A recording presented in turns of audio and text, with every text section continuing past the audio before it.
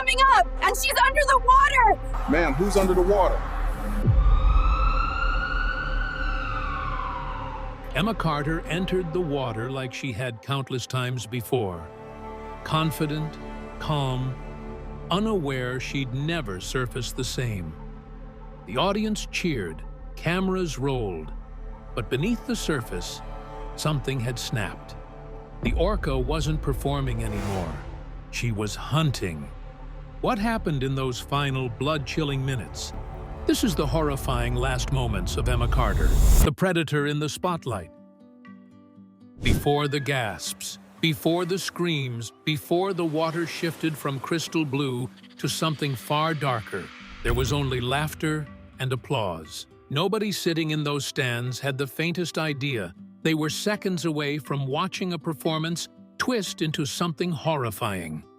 The moment Emma Carter hit the water, the outcome was already sealed. The scariest part? Not a single person suspected it. To the crowd, it looked like another perfect routine. The soaring jumps, the playful splashes, the smooth connection between her and the massive orca gliding at her side. It was flawless, almost cinematic. People clapped. A few pulled out their phones, thinking they were catching a magical moment on camera. But the magic was already gone. From the stands, it still looked like a dazzling duet, a woman and a predator moving as one. But if you looked closely, really closely, you'd see it.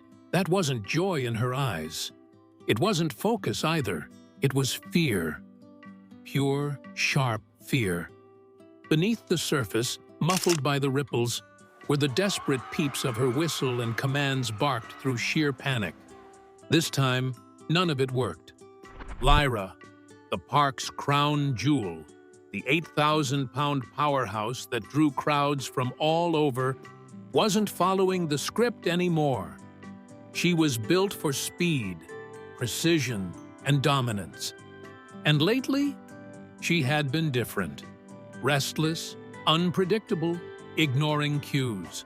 For weeks, maybe months, the signs had been there, but they were brushed off as nothing more than a bad mood. Until that moment.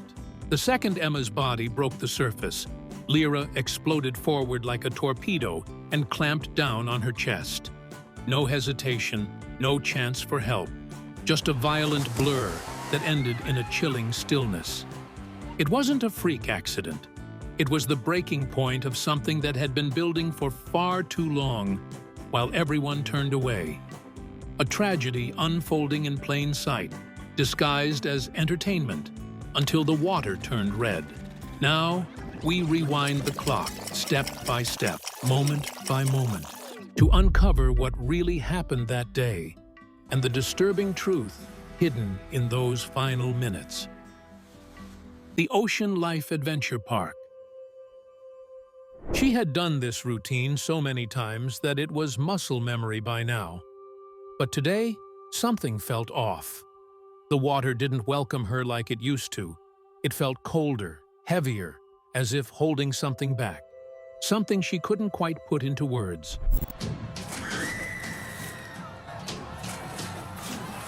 Ocean Life Adventure Park, meanwhile, looked every bit like the postcard-perfect Florida escape.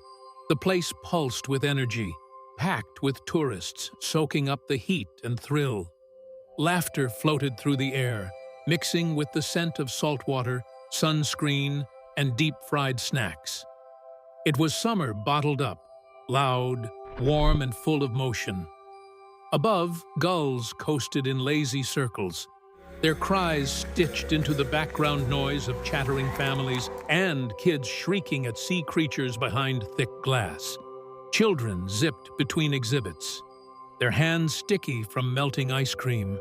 Parents followed close behind, clutching faded maps, trying to balance bathroom breaks with show schedules. Music played softly from hidden speakers, giving every walkway a soundtrack. People paused for selfies, giggled at the touch tanks, and gathered in droves near the massive Orca Stadium, the shining jewel of the park. For most, It was a perfect day. But beneath the surface, something wasn't right. Emma Carter stood still at the edge of the training pool, arms crossed tightly over her chest, her gaze fixed on the water, more precisely on the shadow gliding through it.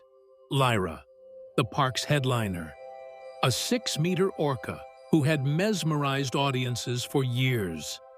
Emma had worked with her long enough to understand the way she breathed, the way she moved, even the pauses between her routines. But now, all of that felt foreign. Lyra wasn't swimming like she used to. Her movements lacked the grace that once came so naturally. Each turn was mechanical, tight, and repetitive, like she was caught in a loop she couldn't break out of. That powerful dorsal fin, once tall and strong, now sagged awkwardly to one side. It wasn't just physical exhaustion. It looked like a weight she couldn't shake. What struck Emma the most, though, were her eyes. Lyra had always watched her with focus, sometimes with curiosity, sometimes with playfulness. But today, her gaze didn't land on anything. It passed right through Emma, unfocused and distant. The fire that once lit up her eyes was gone. And standing there, Emma could feel it too. Even her voice had changed. The soothing cadence of clicks and whistles that had become a familiar language between them had shifted into a disjointed pattern. Emma could hear it. These new sounds were not part of the usual behavior. They were sharp, jagged, filled with something that sounded eerily close to distress. Emma felt a tightness begin to build in her chest. These weren't random changes. She had seen the signs before. Trainers knew the difference. An orca didn't just act out without reason. There was always a build-up, a quiet warning before the storm. And Lyra had been warning them for some time now. She leaned into her headset and calmly relayed the observation to the control room. She reported Lyra's continued circling, the vocalization irregularities, and requested it be documented. The voice on the other end belonged to David Wright, the park's operations manager. His tone, as always, was brisk and uninterested. He acknowledged her report, but told her to simply keep watching. It was a big weekend, he reminded her. The media would be present. They needed the visuals. Everything had to appear flawless. Emma let out a slow breath. Her jaw clenched. This wasn't the first time she had raised concerns. Over the past several weeks, she had logged everything. At first, the incidents were subtle. Delays in Lyra responding to cues. Lingering near the bottom of the tank longer than usual. A growing reluctance to perform familiar routines. Then came the more obvious warnings. Sudden, aggressive lunges toward junior trainers. Once, Lyra slapped the water so close to a colleague's face that Emma had felt her heart freeze. The orca's eyes were locked on the trainer, unblinking. Intense, that had not been an accident. Emma was sure of it. Still, every report was met with the same response. Keep going. Stay the course. Don't stir up panic. The show must go on. Meanwhile, tourists pressed their faces against the glass, capturing selfies with the same orca that was slowly unraveling behind that crystal-clear barrier. Emma's eyes remained fixed on Lyra. The orca's posture was guarded. Her movements carried a defensive energy that was hard to ignore. Emma tightened her fists. She could feel it in her gut. Lyra was trying to say something. She was sounding alarms the only way she knew how. But no one was listening. The main show was already sold out for the next day. Thousands of guests were set to fill the stadium, waiting for the music, the lights, the wonder. But Emma knew the truth. Nature didn't always scream its warning. Sometimes it simmered, and when the heat became too much, it would boil over with no announcement at all. As the sun dipped below the skyline and the crowds began to fade, the park took on a quieter, more eerie presence. The loudspeakers went silent. Only the wind moved now, whistling gently through the empty seats of the stadium. Chlorine still lingered in the air, mixing with the faint scent of salt from the artificial sea. Emma remained by the tank long after the others had gone. Lyra drifted near the deep end, her massive form gliding just beneath the surface like a silent ghost. A technician approached from the filtration room, wiping his forehead with a rag. He mentioned a problem with the system. The filters were cycling irregularly. He said they would patch it for now, but it needed a full overhaul. Emma turned sharply. She wanted to know why this was the first time she was hearing about it. The tech shrugged and explained that management didn't want delays. Everything had to be running smoothly for the weekend. Emma's expression hardened. She knew exactly how delicate Lyra's environment was. Any shift, water pressure, salinity, temperature, could throw off the Orca's equilibrium. What might seem like a minor glitch to humans could feel like chaos underwater. She returned her gaze to the pool, just as Lyra floated closer. The Orca paused. For a moment, the massive animal seemed to lock eyes with her. And in that fleeting second, Emma felt a jolt of unease. The eyes staring back at her were no longer familiar. Whatever warmth had once lived there had been replaced with something cold, something ancient, something she couldn't quite name. Then came the sound, a high-pitched cry that echoed through the empty stadium. It didn't resemble any of Lyra's usual vocalizations. It wasn't part of a routine. It sounded wild, unnatural, almost desperate. Emma's radio buzzed again. David's voice cut through the silence. He told her to prepare for a full sequence the following day. No changes. Everything had to go as planned. Her hand hovered over the mic. Every part of her told her to say no, to call it off. But then she thought of the pressure, the reputation of the park, the press, the staff, her role. It all rested on the illusion of control. She finally gave a quiet confirmation. She said she would be ready, though she knew in her heart that nothing felt ready at all. The lights dimmed. The maintenance crew wrapped up, but Emma stayed behind. She remained near the pool as Lyra drifted through the water, slow and shadow-like. For a final moment, they stared at one another, not as a trainer and performer, but as two beings caught in something far bigger than either of them. Tomorrow, the crowd would cheer, the music would rise, the illusion would return. But something had already broken beneath the surface, and Emma could feel it. She stood alone as the wind whispered through the seats and faint, broken clicks echoed from the depths of the tank. The storm had not yet struck, but it was coming. And when it arrived, no one would be ready. When trust becomes terror. Have you ever had that gut feeling that something's just not right? Like you can't explain it, but every nerve in your body is on edge? That's exactly what Emma Carter felt that morning. She was in the locker room, same as always, putting on her wetsuit like it was just another day. The others were laughing, messing around, hyped up for the crowd outside. Typical pre-show energy. But Emma, she wasn't in that headspace. Now, something felt wrong. Emma Carter's hands trembled as she struggled to fasten her headset, and it had nothing to do with stage fright. She wasn't nervous about the crowd or the performance. It was Lyra. Lyra wasn't just any Orca. She was her Orca, the one Emma had trained, bonded with, shared years of routines, signals, and silent understanding. But something had shifted. The connection felt different now, distant. The night before the incident, Emma had stayed behind long after the park had closed. She sat quietly near the tank, just watching. Lyra stared back, but her gaze had changed. It wasn't peaceful. It wasn't even tired. It was empty, cold, and detached, as if something vital had shut off inside her. The vocalizations were strange, too.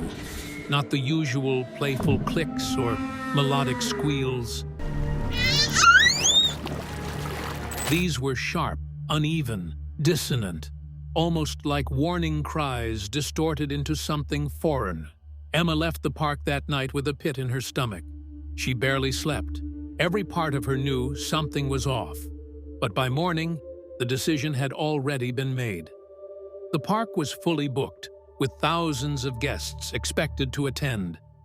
Management had locked in the show. Tickets were sold, seats were filled, and expectations were sky high. When the music began and the announcer's voice echoed through the stadium, she took her place by the pool's edge. She tried to steady her breathing and push the fear somewhere deep, but it lingered just beneath the surface. She stared at the still water, waiting. Then Lyra appeared. The crowd erupted into cheers. Children pointed with wide eyes, and cameras captured every second. To them, it was magical. A graceful creature performing like clockwork. But Emma noticed the difference immediately. Lyra's movements were stiff, hesitant, almost robotic. She circled the tank in tight, repetitive laps, something she hadn't done in years, not since those early days when she was first brought to the park, scared and unsure of her surroundings. A voice crackled through Emma's earpiece. "Emma, confirm sequence start." She hesitated for a breath. Her throat tightened. But she gave the response. Sequence confirmed. And then the show began. Lyra went through her routine. Jumps, twirls, tail slaps. It all looked polished to the guests, who clapped and whistled with excitement. But Emma could tell something was breaking down. The rhythm was off. The spark was gone. Every trick felt forced, like Lyra was pushing through muscle memory instead of instinct or connection. She wasn't performing anymore. She was complying. Then came the grand finale, what they called the hurricane ride. Emma would step onto Lyra's rostrum, and the Orca would spin rapidly before launching them both into the air. It was the most dangerous part of the show, one that demanded absolute trust between trainer and animal. They had done it dozens of times. But today, something inside Emma screamed to stop. She wanted to call it off, to signal a reset. But the pressure was relentless. The show must go on. Everything ran on tight scripts and tighter expectations. No space for doubt. No room for fear. She looked at Lyra one last time, hoping to find reassurance in her eyes, but there was nothing there. Still, she climbed on. The countdown started. 3, 2, 1.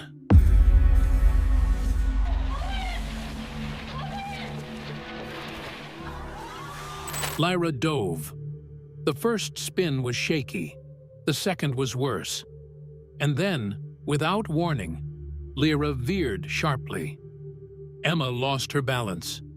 She was flung into the air, twisting as she hit the water with a painful smack. The cold swallowed her. Disoriented, she fumbled for her flotation device. But her hands were too slow. A dark shadow loomed beneath her. It was Lyra. And this time, she wasn't rising to perform. She was coming with intent.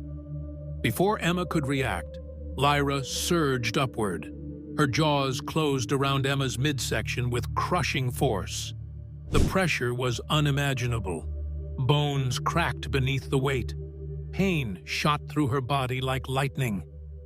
Emma tried to scream, but there was only water rushing into her mouth. Above the surface, the mood shifted instantly. Gasps turned to shrieks. Screams echoed through the stands. Parents grabbed their children. Security tried to push through the chaos. Trainers were tossing fish. waving flags, issuing underwater distress signals. Nothing worked. Lyra didn't react. Whatever thread of control once existed had snapped. She thrashed Emma with terrifying force, whipping her body from side to side in the same ruthless motion wild orcas use to rip seals apart. The water turned a deep, swirling red, and from the stands, thousands sat frozen, helpless, forced to witness the nightmare unfold. Emergency alarms blared. Every safety measure was activated. Trainers screamed through their mics, desperate to stop the attack. Still, Lyra dove with Emma's body in her grip, dragging her to the bottom of the tank. Moments later, she surfaced again, only to grab her once more. It continued for 7 agonizing minutes. Some people cried, others couldn't look away. The entire stadium sat in stunned collective paralysis. And then came the most haunting moment of all. Lyra glided toward the underwater viewing window and pressed Emma's limp, bloodied body against the glass. Thousands of faces stared in disbelief. Children, parents, tourists. No one had ever been that close to death. Nothing could prepare them for that image. No filter could soften what they saw. No one would ever forget. This wasn't a routine gone wrong. It was something raw and terrifying, a glimpse of the wild that had never been tamed. Security worked to evacuate the crowd. Trainers scrambled for control, but Lyra kept circling, slow and deliberate, guarding what was left, like it meant something to her, daring anyone to intervene. Emma's body floated silently in the water. Whatever bond they had built was broken. It had vanished the moment instinct took over. Because behind the lights, behind the music, beneath all the branding and costumes, Lyra had never truly been a performer. She was a predator, and that day, she reminded the world. Now, what do you think was happening in those final moments? We would like to hear your thoughts as we continue piecing together the truth behind Emma Carter's final performance, when the applause turned to silence. There was a change in the air, faint yet impossible to miss. It carried the same heavy silence that settles just before a storm, the kind everyone feels deep in their bones, but pretends not to notice. That was the mood at Ocean Life Adventure Park right before everything spiraled. She didn't flinch, didn't acknowledge the trainers, didn't even blink at the flashing emergency lights or the food tossed toward her. It was as if she had snapped out of the world they had shaped her in and dropped straight into the one nature intended: silent, lethal, untamed. Miguel, one of the assistant trainers, scrambled with the emergency nets, hands trembling like leaves in a storm. The net system was supposed to kick in immediately, to isolate a dangerous animal in seconds. But it jammed halfway. The cords got tangled on the rails and refused to budge. His voice cracked over the radio as he screamed that the system was down, panic choking every word. Lisa Monroe, the senior trainer stationed by the control booth, initiated the acoustic recall, a sequence of high-pitched frequencies that normally lured orcas into a separate tank for medical checks. But Lyra didn't move, didn't even flick her tail. All that training, all those years of conditioning, gone. What was left was something raw, primal, and entirely indifferent to human authority. From the edge of the tank, the other trainers could only watch in paralyzed horror as Lyra pulled Emma under again, held her there, then let her float up lifeless, before yanking her back down with terrifying precision. Every attempt to stop it failed. Long poles meant to create distance were useless. Lyra outmaneuvered them every time. Her tail alone created waves that crashed against the tank walls like thunder. 7 minutes felt like 7 lifetimes. Eventually, someone untangled the net enough to create a narrow barrier. It was just enough to separate Lyra from Emma, just for a moment. Paramedics rushed in and pulled her body from the water. Her wetsuit was shredded, her torso punctured and fractured in too many places to count. There was no pulse. The silence that followed was crushing, except for the frantic sound of CPR compressions and oxygen masks and defibrillators clicking on. But nothing worked. At exactly 11:47 that morning, Emma Carter was pronounced dead. The cause? Massive trauma and drowning. Meanwhile, Lyra moved along the edges of the pool as if nothing at all had taken place. Her massive body glided effortlessly through the water, indifferent to the chaos she had unleashed only moments earlier. The detachment was chilling, almost unnatural, and in that moment, it became impossible to pretend any longer. What had been quietly ignored for months now stood glaringly in the open. The warnings had been there all along. Subtle changes in her temperament. Mechanical problems kept piling up without resolution. Staff who had begun whispering their unease in back corridors. And yet, no one stepped forward. Not when the stands were packed with cheering crowds and ticket sales broke records. Emma's death was not some unpredictable twist of fate. It was a tragedy that had been building slowly and steadily, like a storm gathering on the horizon, visible to anyone willing to look closely. That afternoon, news of what happened spread with the speed of a spark in dry grass. Helicopters hovered over the park, while reporters gathered outside the gates, shouting questions that no one dared to answer. Families streamed out, many in tears, children clinging to their parents with wide-eyed confusion, clutching plush dolphins that now seemed like strange, hollow souvenirs. Within hours, the internet was drowning in the footage. Grainy clips captured the blood, the screaming, the chaos that tore through what was supposed to be a carefully choreographed performance. Headlines flared across every major outlet. Trainer killed during Orca show. Park under fire. Ocean life's illusion shattered. Inside the staff room, the air was thick and suffocating. Emma's fellow trainers sat in silence, dripping wet, their faces blank with shock, unable to wrap their minds around what had just unfolded in front of them. Management gathered in hushed circles near the windows, speaking in low, urgent tones. Lawyers murmured strategy. Public relations officers tapped furiously at their keyboards, crafting statements with every word polished to avoid even a sliver of responsibility. But no amount of corporate wording could erase the reality of what had happened. The investigation that followed only confirmed what those closest to Lyra already suspected. Her aggression had not emerged from nowhere. It had been building, day by day. Trainers had documented her restless pacing, her strange vocalizations in the dead of night, her refusal to follow commands, and even incidents that put junior staff at risk. The leadership knew. They just refused to act. The findings were worse than anyone expected. Maintenance logs revealed the park's water filtration system had failed the night before the incident, and this was not the first time. Repairs were delayed repeatedly because the cost was considered too high.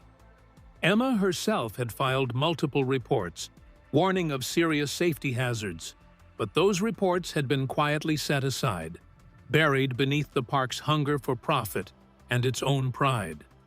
The backlash came swiftly. Protesters stood outside the gates holding signs that called for justice. Former employees stepped forward with stories of cover-ups, ignored warnings, and near disasters that had been brushed aside. Lawsuits began to pile up. Sponsors withdrew their funding. Attendance plummeted until the board had no choice but to make the final call. 6 months later, Ocean Life Adventure Park locked its gates for the last time. Early in 2023, it was officially gone. As for Lyra, she was relocated to a heavily secured marine facility. No more trainers in her tank. No more rehearsed shows under blinding lights. Her life became one of quiet confinement, far from the crowds that once applauded her every move. Emma's family was left with a wound no amount of compensation could heal.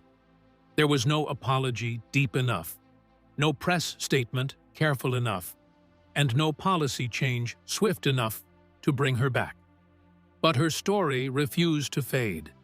It became a spark that ignited a worldwide debate about captivity, about humanity's obsession with controlling the wild, and about the cost of silencing nature for the sake of entertainment.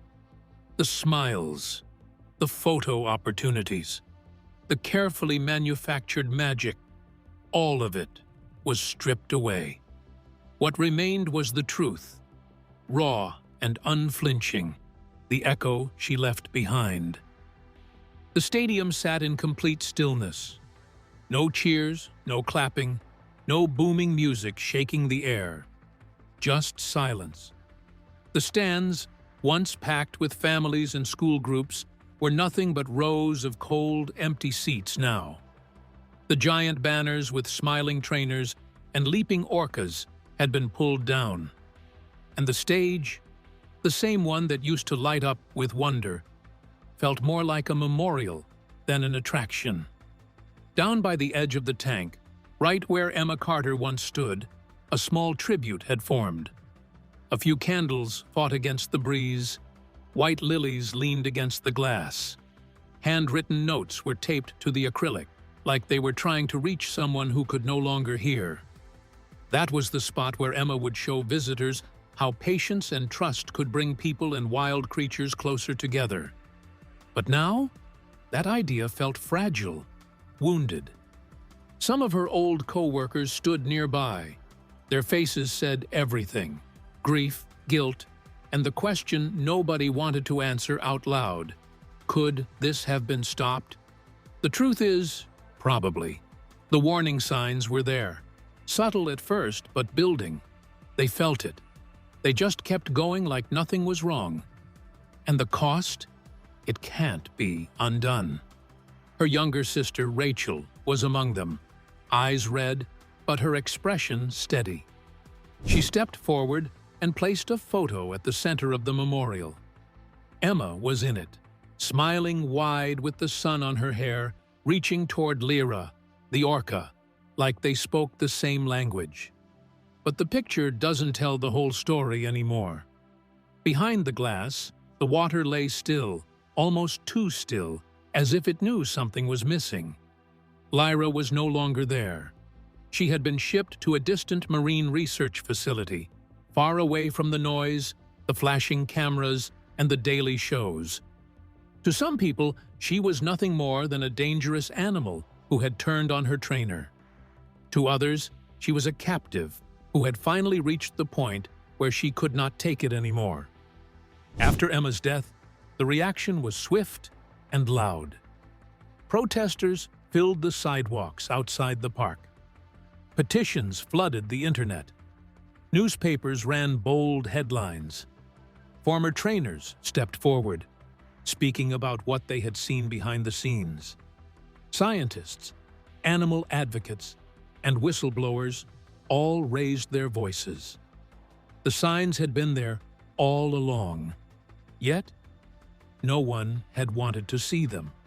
One truth cut through all the arguments and noise: trust alone cannot undo instinct. Emma's death was no longer just a personal loss. It became a warning, a reflection of an industry built on turning nature into entertainment, on blurring the line between awe and exploitation. As the evening light faded, the candles at her memorial still flickered against the growing dark. A small plaque sat at the base of the flowers, its inscription quietly defiant. In memory of Emma Carter, who loved the ocean, but knew even love has limits. Beyond the park's gates, the waves rolled on as they always had. But something felt different. This time, people seemed to be listening. For years, we convinced ourselves that instinct could be trained out of a predator, that with enough fish and enough rehearsals, the wild could be turned into a performance. But the moment Emma's blood touched the water, that illusion shattered. She was not the first. And if orcas like Lyra remain in concrete tanks, she will not be the last. So the question now lingers. Should orca shows disappear forever? Or is there truly a way to keep this bond alive without breaking what is wild? Thanks for watching. See you in the next one.